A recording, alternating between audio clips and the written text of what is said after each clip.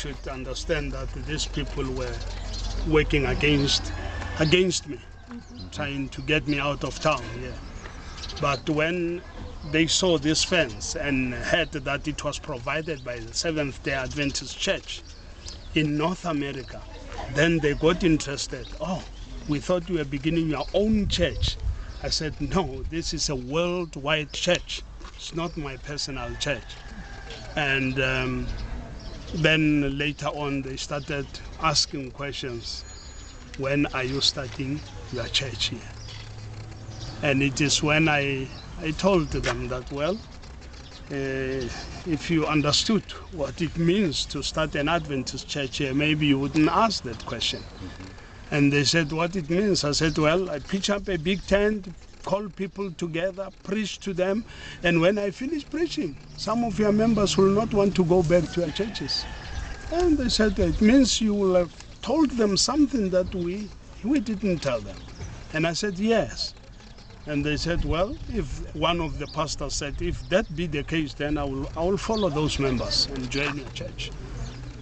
By the way, he didn't just end there. He even asked me if we would accept him as a pastor if he came and joined the church.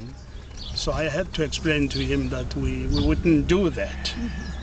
He would be accepted as a member, and then if God has a calling on him, then he would have to go to Adventist seminary and be trained as a pastor.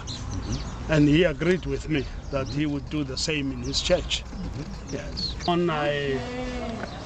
It was not only the pastors, but other members of the community. When are you starting your church? When are you starting your church?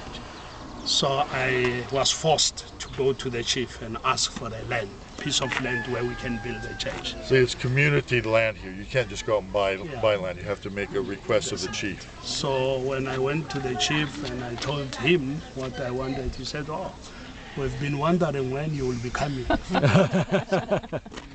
And so he called his village council. He will be here with some of the councillors this afternoon.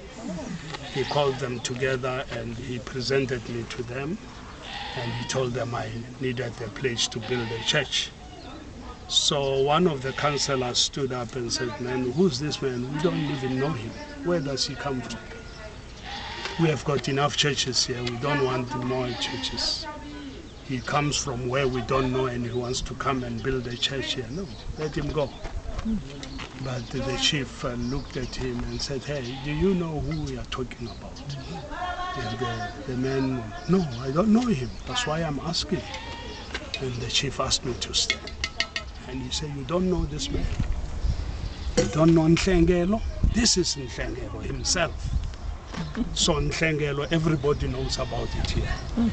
And the poor man was almost on his knees, asking for forgiveness. But then we were given land on condition that we will not only build a church, but it will be a community center where people could come and get help at all times. So they gave us a plot somewhere this side. I'm sure you'll see it on Sabbath. On Sabbath, we'll worship there. We'll worship there on Sabbath. And you'll see the community center that's just been built. We were able, through Hope for Humanity and our conference, to put up a small building there to worship in. Then when we dedicated that church, the chief sent a representative and reminded us that, remember, it is not just for a church building. We needed to see some community helped in that area. So they responded and said, well, we will help you. Pastor Alvin Kibble was here that day. So indeed, they provided us with funds and we have put up a community center building.